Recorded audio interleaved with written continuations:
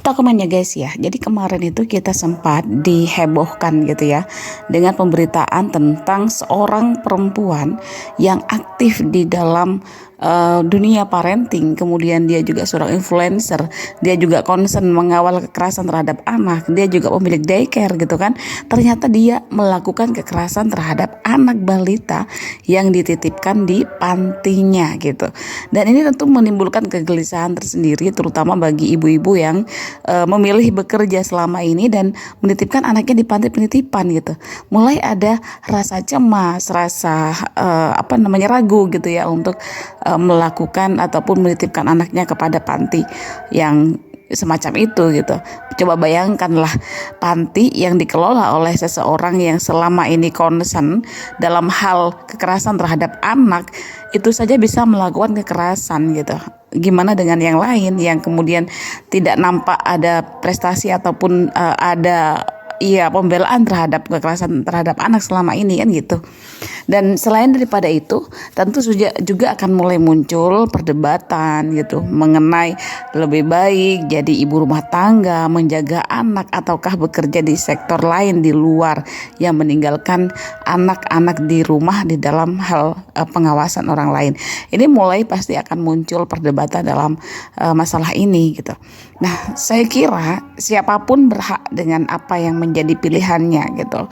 Boleh dia berpikir untuk tetap menjadi ibu rumah tangga, mengawal keluarga, menjaga anak dengan tangannya sendiri misalnya, sambil lalu menjadi mencari nafkah dengan cara lain yang sekiranya tidak bisa meninggalkan anak di rumah, tidak meninggalkan tanggung jawab di rumah, itu pasti akan menjadi lebih bijaksana, lebih ideal kelihatannya gitu.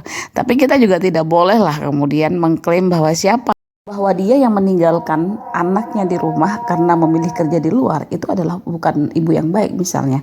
Tidak bisalah kita mengklaim seperti itu karena kita sejatinya nggak tahu ya secara pasti gitu kan. Tidak pernah ataupun bahkan tidak mungkin tahu secara pasti apa masalah yang dihadapi oleh masing-masing orang. Itu kan masing-masing orang punya masalahnya sendiri, masing-masing orang punya prinsipnya sendiri, punya pandangannya sendiri gitu. Kita nggak boleh kemudian menghakimi mereka dengan menganggap bahwa ini benar, ini tidak, ini baik, ini buruk. Sudahlah, nggak usah seperti itu. Tapi yang pasti tentu saja kita pasti bisa melihat gitu yang terbaik, yang bijak, yang ideal harusnya seperti apa gitu. Memang sangat baiklah kalau kemudian anak tumbuh dan besar dalam penanganan kita sendiri, di dalam pengawasan kita oleh tangan kita sendiri gitu. Itu jauh lebih baik. Tapi orang yang bekerja di luar dan terpaksa meninggalkan anaknya di luar karena kebutuhan ekonomi, tuntutan keadaan, itu juga tidak bisa kita salahkan gitu.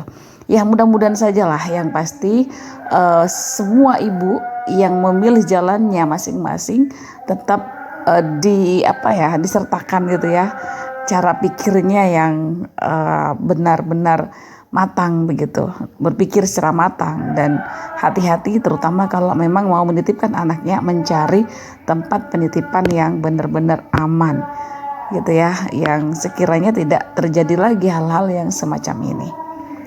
Ya tetaplah kuat para ibu gitu, lakukan yang terbaik, lakukan apa yang memang harus dilakukan karena sejatinya kita tidak pernah tahu apa yang melatar belakangi atau apapun masalah yang dihadapi oleh para ibu-ibu semuanya.